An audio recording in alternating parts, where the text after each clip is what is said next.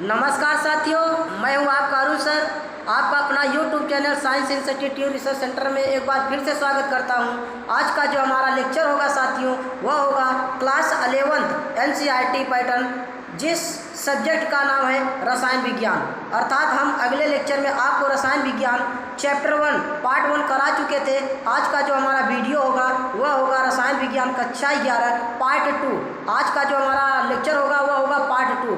तो मैं आपसे यही अनुरोध करना चाहता हूं कि इस वीडियो को ज़्यादा से ज़्यादा शेयर और लाइक सब्सक्राइब करना न भूलें, जिससे कि हमारी वीडियो की नई नई नोटिफिकेशन आपको मिलता रहे। तो चलिए आज का वीडियो शानदार तरीके से स्टार्ट करते हैं। चलिए सभी लोग देखिए, ध्यान दीजिएगा।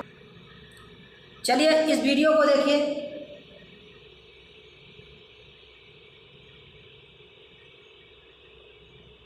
हमारा कह रहा है इसमें आपको गलनांक कह रहा साथियों, गलनांक किसे कहते हैं?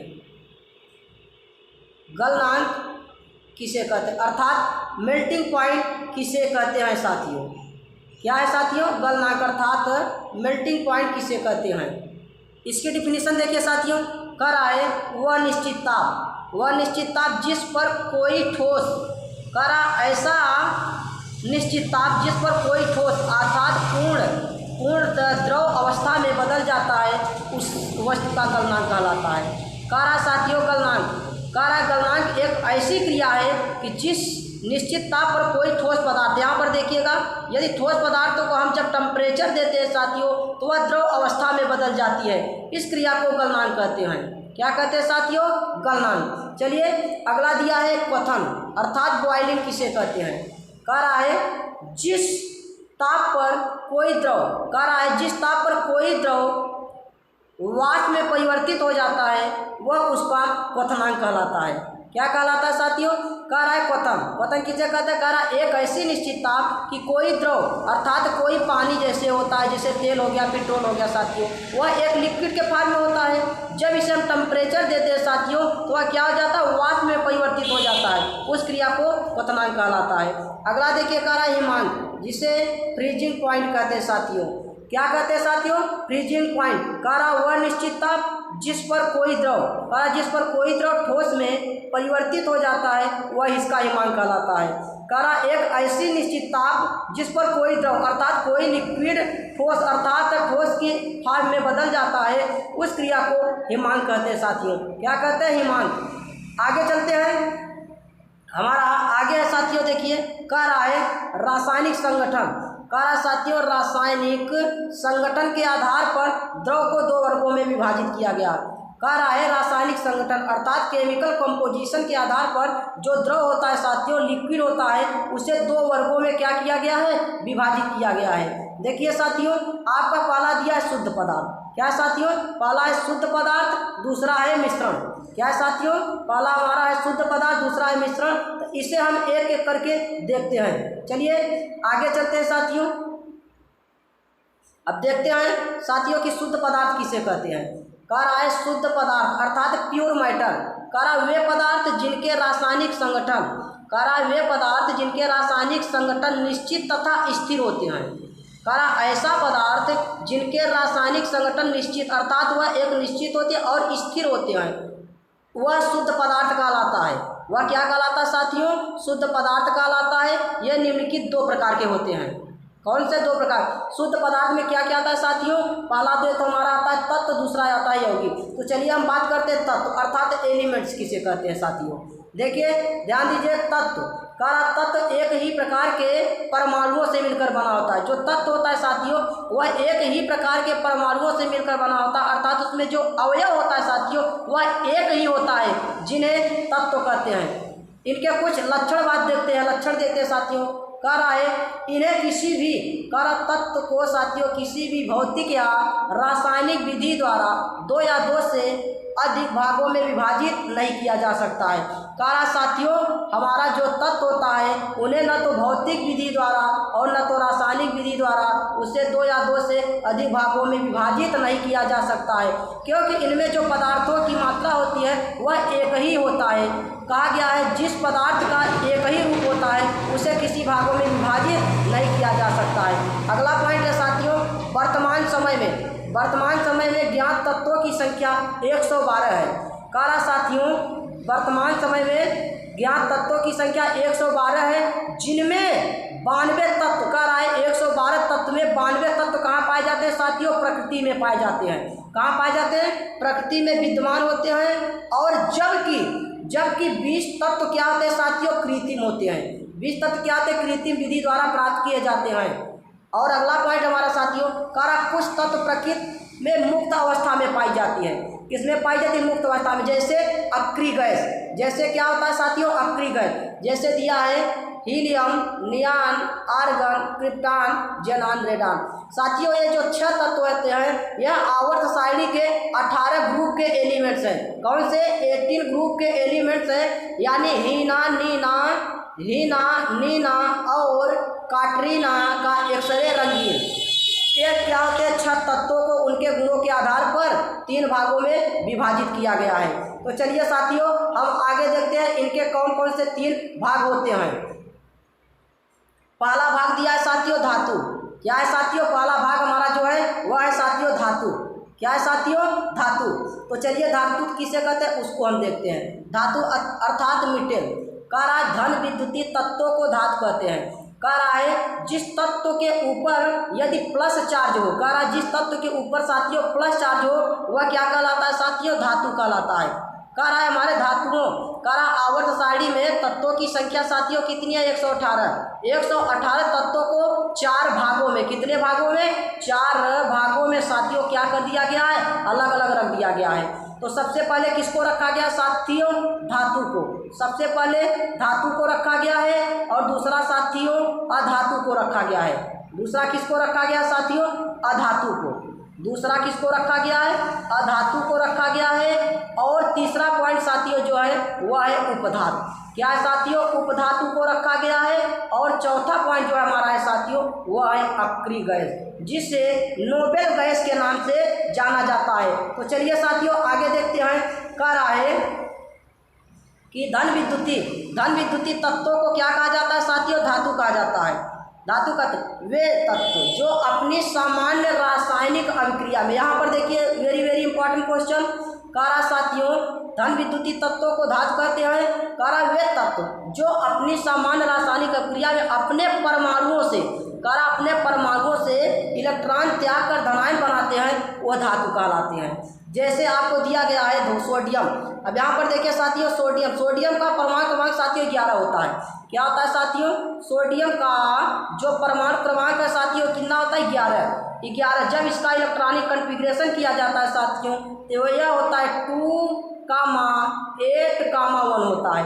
अब देखा जाएगा साथियों कि बाहर की कक्षा में जो इलेक्ट्रॉन होता है, इस इलेक्ट्रॉन को बाहर की कक्षा में 8 इलेक्ट्रॉन होना निश्चित है, क्योंकि अष्टक के नियम के अनुसार। किसके अनुसार? अष्टक के नियम के अनुसार। लेकिन साथियों यही जो है 1 है, इसलिए क्योंकि यह 7 इलेक्ट्रॉन ग्रहण नहीं कर पाता है, इसलिए आसानी से क्या कर देता है साथियों? छोड़ देता है।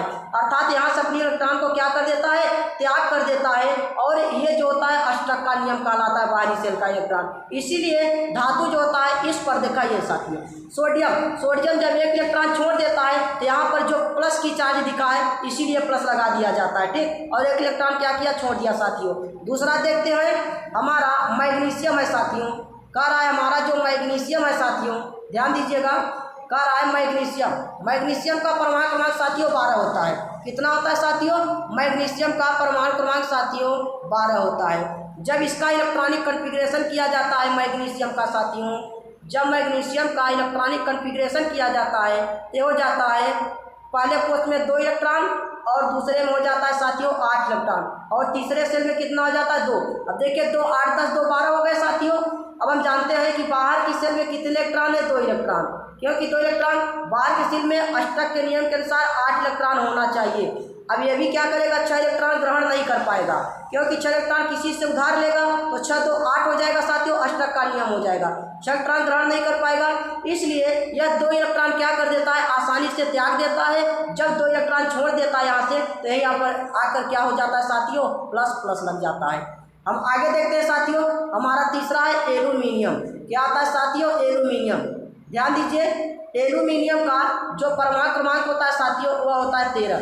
इसका एल्यूमिनियम का परमाणु क्रमांक 13 होता है। जब इसका हम इलेक्ट्रॉनिक कॉन्फ़िगरेशन करते हैं तो पहले सेल में 2 इलेक्ट्रॉन साथियों और दूसरे सेल में 8 इलेक्ट्रॉन और तीसरे सेल में 3 इलेक्ट्रॉन। अब देखिए 2 8 10 3 13 हो गए साथियों। ये भी अष्टक के नियम के साथ जब ये 5 इलेक्ट्रॉन को ग्रहण नहीं कर पाता है साथियों तो ये भी 3 इलेक्ट्रॉन आसानी से क्या कर देता है, छोड़ देता है। इसलिए यहाँ पर आके 3 प्लस लग जाता है साथियों। अब हम कैल्शियम की बात करते हैं साथियों। हमारा जो कैल्शियम है साथियों, कैल्शियम का परमाणु क्रमांक होता है साथियों 20 होता है। किसका होता है? कैल्शियम का परमाणु क्रमांक साथियों कितना होता है? 20।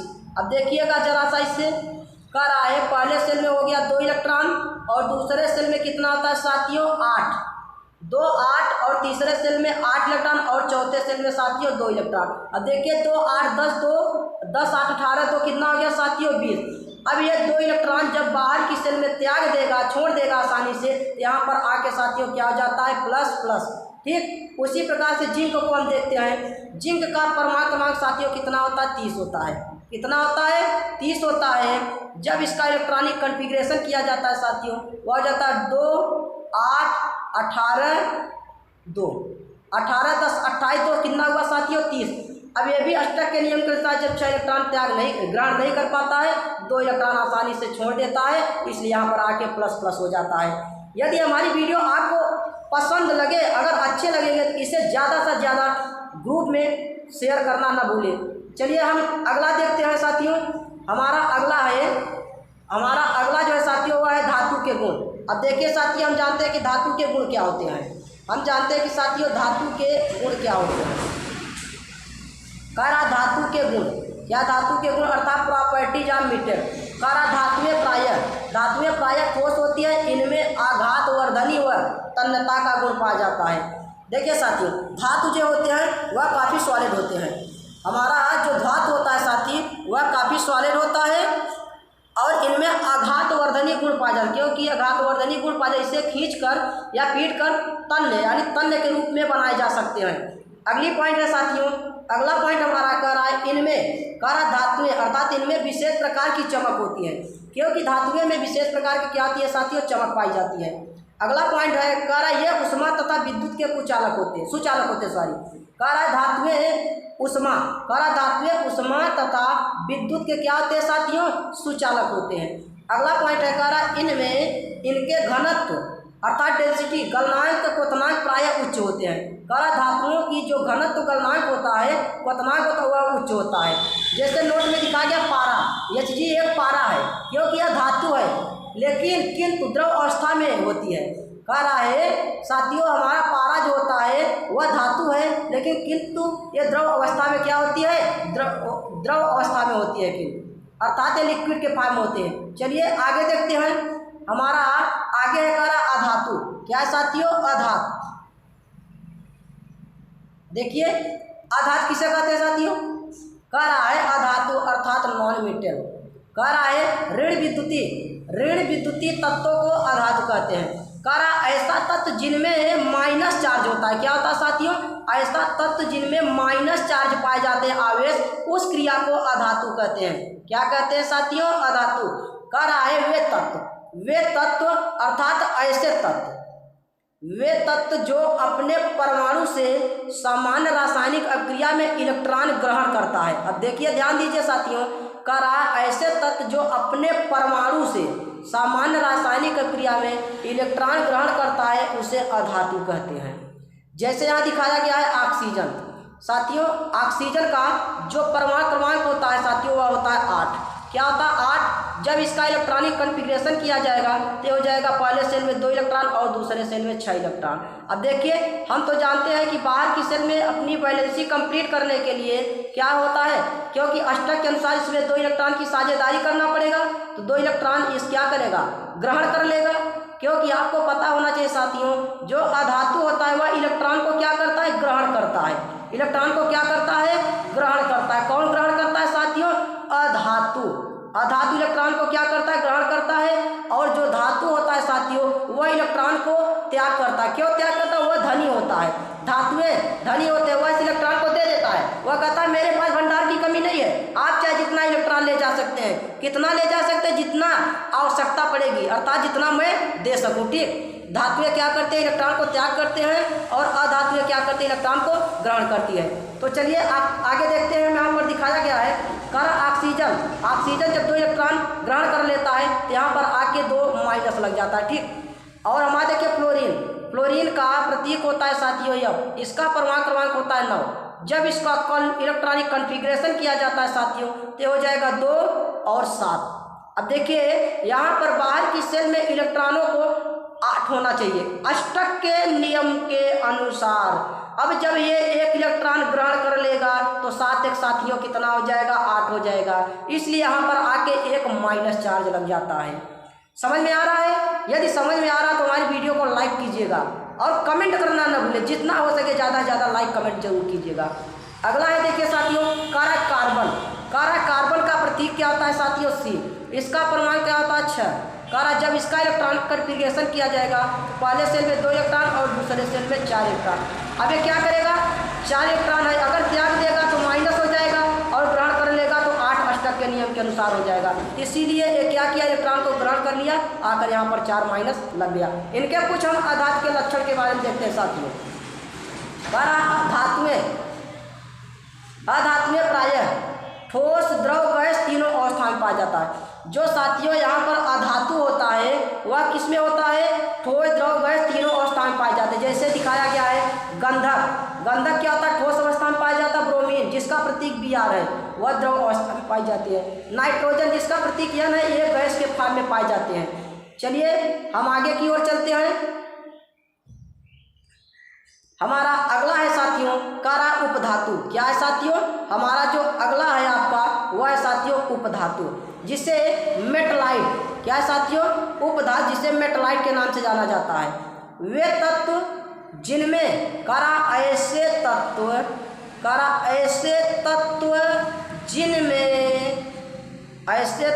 जिनमें धात और अधात। ऐसे तत्व जिनमें धातु और अधातु दोनों के गुण पाए जाते हैं उन्हें उपधातु कहते हैं। क्या कहते हैं साथियों? उपधातु। कह रहा है हमारे ब्रह्मांड में ऐसे तत्व होने चाहिए जिनमें धातु, क्या है साथियों? धातु और अधातु दोनों के गुण पाए जाते हैं। वह क्रिया क्या कहलाती है साथियों? उपधातु कहलाती है। चलिए आगे देखते हैं। कह जैसे दिखाया गया है आर्सेनिक क्या है? उपधातु। Antimony Sb, germanium Ge, selenium Sc, tellurium Te। देखिए साथियों उपधातुओं की जो संख्या है साथियों वह कितनी है? 7। उपधातुओं की संख्या कितनी है साथियों? 7। कितनी है? 7। देखिए मैं बता दे रहा हूँ उपधातुओं की संख्या। हम आपको एक ट्रिक बता रहे हैं साथियों उपधातु का। क्या बता रहे साथियों? ट्रिक। उपधातु का एक मैं ट्रिक बता रहा हूँ याद करने के लिए। कह रहा देखिए ट्रिक क्या है साथियों? तेनाली राम का पुत्र कौन था? तेनालीराम का पुत्र कौन था साथियों? अतुल था। तेनालीराम का पुत्र अतुल था। बोरा सीकर कहाँ गया साथियों? ऑस्ट्रेलिया गए, ऐसा सब कहते हैं। देखिए साथियों तेनालीराम का पुत्र अतुल था, अर्थात 30 हो जाएगा टेल्यूरियम। क्या हो जाएगा सर? टेल्यूरियम। पीओस हो जाएगा पोलोनियम। एंड ये जो एस्टेटाइन है ये साथियों छिपा हुआ अक्षर है। ठीक, और क्या है देखिए इसमें देखिए तेनालीराम का पुत्र अतुल था। कहाँ गया? बोरा, अर्थात बोरा सीकर कहाँ गया साथियों? सीकर ऑस्ट्रेलिया गए। गांव के लोग ऐसा सब कहते हैं। ठीक, तो इनमें देखिए तत्वों की संख्या कितने? 1 2 3 4 5 6 7। कितने तत्व होते हैं साथियों? 7। चलिए हम आगे की ओर बढ़ते हैं। अब देखिए साथियों हमारा अगला है यौगिक। क्या है साथियों? हमारा जो अगला है साथियों वो हमारा अगला देखिए साथियों क्या है? यौगिक। क्या है साथियों? यौगिक जिसे कंपाउंड कहा जाता है। क्या कहा जाता है साथियों? यौगिक जिसे कंपाउंड कहते हैं। करा यौगिक वे शुद्ध पदार्थ होते हैं। करा यौगिक वे शुद्ध पदार्थ होते हैं जिनमें 2 या 2 से अधिक तत्व परस्पर एक निश्चित अनुपात में रहते हैं, इसे किसी भी भौतिक या रासायनिक विधि द्वारा 2 या 2 से अधिक भागों में विभाजित किया जा सकता है। कह रहा है यौगिक हमारा एक ऐसा शुद्ध पदार्थ है, इन्हें किसी भी भौतिक या रासायनिक विधि द्वारा इसे 2 या 2 से अधिक भागों में विभाजित किया जाता है। अगर आपसे कोई पूछता है कि यौगिक का निर्माण कैसे होता है साथियों, तो यौगिक का जो निर्माण होता है जब 2 तत्वों को, कह रहा साथियों, जब 2 तत्वों को हम आपस में रासायनिक विधि द्वारा उसका प्रयोग करते हैं तब जाके यौगिक का निर्माण हो जाता है। जैसे यहाँ पर उदाहरण में आपको दिखाया गया है साथियों, जल का भारानुसार, जल का जो फार्मूला होता है साथियों वो होता है H2O। क्या होता है साथियों? H2O। देखिएगा, कह रहा जल का भारानुसार 1:8 के अनुपात में रहते हैं। कह रहा जल का जो भारानुसार अनुपात होता है वह 1:8 होता है। साथियों हाइड्रोजन का जो परमाणु क्रमांक होता है वह 1 होता है और ऑक्सीजन का परमाणु क्रमांक कितना होता है साथियों? 8। तो ये आया 1:8 के अनुपात में रहते हैं, वो भी भारात्मक अनुपात। अगर देखा जाएगा साथियों संगठन, अगर देखा जाएगा संगठन के अनुसार तो यह होता है 2:1 के अनुपात में रहता है। किसके? 2:1 के अनुपात में रहता है, क्योंकि हाइड्रोजन के 2 अणु यहाँ है और ऑक्सीजन के 1 अणु है। ठीक, जैसे यहाँ पर कुछ और तथा कुछ अन्य यौगिकों के उदाहरण इस प्रकार हैं। कह रहा plaster of Paris, plaster of Paris calcium sulphate 1/2 H2O। अगला पॉइंट है कह रहा ब्लीचिंग पाउडर जिसे CaOCl2 कैल्शियम हाइपोक्लोराइड कहते हैं। अगला हमारा है पोटेशियम परमैंगनेट KMnO4 जिसे लाल दवा के नाम से जाना जाता है। चलिए हम आगे की ओर चलते हैं। अब हमारा अगला है हेडिंग साथियों, वह है मिश्रण। क्या है? मिश्रण। क्या है साथियों? मिश्रण। कह रहा मिश्रण किसे कहते हैं साथियों? 2 या 2 से अधिक तत्वों या यौगिकों के अनिश्चित अनुपात में मिलने पर मिश्रण बनता है। कह रहा जो मिश्रण होता है साथियों उनमें जो तत्व होते हैं उनके जो, कह रहा देखिए मिश्रण, कह रहा 2 या 2 से अधिक तत्वों को यौगिकों के अनिश्चित अनुपात में मिलने पर मिश्रण बनता है। मिश्रण जो होता है इनके यौगिकों का जो अनुपात होता है साथियों वह अनिश्चित होता है। क्या होता है? अनिश्चित, क्योंकि मिश्रण हमें बनाते समय उनका जो अनुपात होता है निश्चित नहीं होती है। ठीक, मिश्रण हमारे निम्नलिखित कितने प्रकार के होते हैं साथियों? 2 प्रकार के। पहला तो हमारा होता है समांगी मिश्रण, दूसरा हमारा होता है विषमांगी मिश्रण। क्या होता है? समांगी मिश्रण और विषमांगी मिश्रण। तो चलिए देखते हैं समांगी मिश्रण जिसे होमोजीनियस मिक्सचर कहा जाता है साथियों। कह रहा वे मिश्रण जिनके प्रत्येक भाग का संगठन एक समान होता है।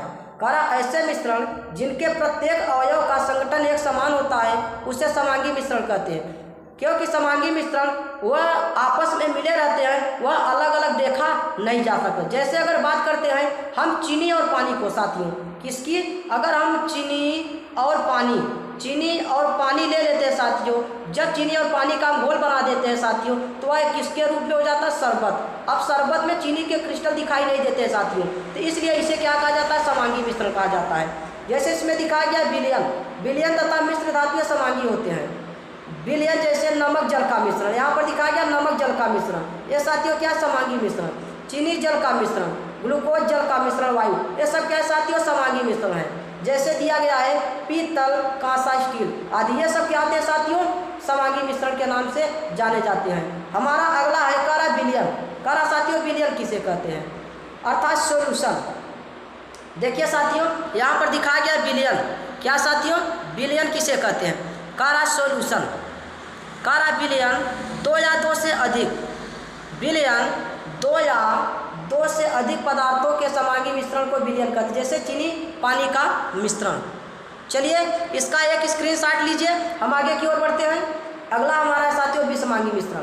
क्या साथियों? विषमांगी मिश्रण। हमारा अगला है साथियों विषमांगी मिश्रण, जिसे हेट्रोजीनियस मिक्सचर के नाम से जाने जाते हैं, इसकी अंग्रेजी होती है। कह रहा वे मिश्रण जिनके प्रत्येक भाग के गुण एक समान नहीं होता है।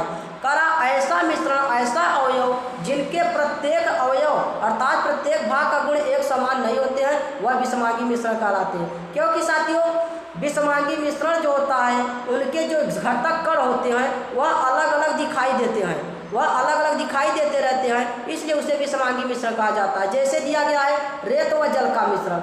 जब रेत को हम पानी अर्थात जल में, जब रेत को जल में मिलाया जाता है तो रेत जो होता है साथियों वह जल में दिखता रहता है, इसलिए क्या है साथियों, विषमांगी मिश्रण है। अगला पॉइंट है जल व तेल का मिश्रण, क्योंकि जल और तेल का मिश्रण यह भी क्या है साथियों, विषमांगी मिश्रण है। अगला है खड़िया व जल का मिश्रण, ये सब किसके उदाहरण है, विषमांगी मिश्रण के उदाहरण है। चलिए अगला देखते हैं, हमारा अगला जो है साथियों हेडिंग वह है रासायनिक संयोग का नियम। क्या है साथियों, रासायनिक संयोग का नियम। क्या साथियों, रासायनिक संयोग का नियम, जिसे कहते हैं law of chemical combination, law of chemical combination, करा रासायनिक संयोग का नियम। रासायनिक संयोग का नियम किसे कहते हैं साथियों, ध्यान दीजिएगा जरा। करा विभिन्न प्रकार के पदार्थों में रासायनिक अभिक्रियाओं के फलस्वरूप अनेक प्रकार के यौगिकों का निर्माण होता है। कह रहा है विभिन्न प्रकार के पदार्थों में जो रासायनिक अभिक्रिया होती है उनके फलस्वरूप अनेक प्रकार के जितने यौगिक बनते हैं तथा यौगिकों का निर्माण। अब कह रहा है यौगिक का निर्माण 2 या 2 से अधिक तत्वों के, कह रहा है जितने यौगिक बनते हैं यौगिक का निर्माण 2 या 2 से अधिक तत्वों के निश्चित अनुपात में मिलने पर बनते हैं। अतः रासायनिक अभिक्रियाएं यौगिकों में कुछ नियम का पालन करती है जिसे रासायनिक संयोग का नियम कहते हैं साथियों। ध्यान दीजिएगा, रासायनिक संयोग का नियम। कहा रासायनिक संयोग का नियम एक ऐसी प्रक्रिया है कि इनमें अनेक प्रकार के यौगिक जो होते हैं वह एक निश्चित अनुपात में मिलकर बने होते हैं और इन यौगिकों को रासायनिक यौगिकों में कुछ नियमों का पालन करती है जिसे रासायनिक संयोग का नियम कहा जाता है। और यह साथियों यह रासायनिक संयोग के नियम 5 प्रकार के होते हैं। कितने प्रकार के होते हैं साथियों, 5 प्रकार के। पहला हमारा है द्रव्यमान संरक्षण या द्रव्य अविनाशिता का नियम। क्या है साथियों, द्रव्यमान संरक्षण या द्रव्य अविनाशिता का नियम। दूसरा पॉइंट है हमारा साथियों स्थिर अनुपात का नियम और तीसरा पॉइंट है साथियों हमारा गुणित अनुपात का नियम। चौथा है तुल्य अथवा व्युत्क्रम अनुपात का नाम। पांचवा है हमारा गैलूसैक का गैसीय आयतन का नियम। साथियों इस नियम को हम अगले वीडियो में अगले पार्ट में हम आपको एक एक करके कराएंगे। आज का हमारा जो वीडियो था बस इतना ही था। तब तक के लिए जय हिंद। हम अगले वीडियो में आपको पुनः मिलेंगे।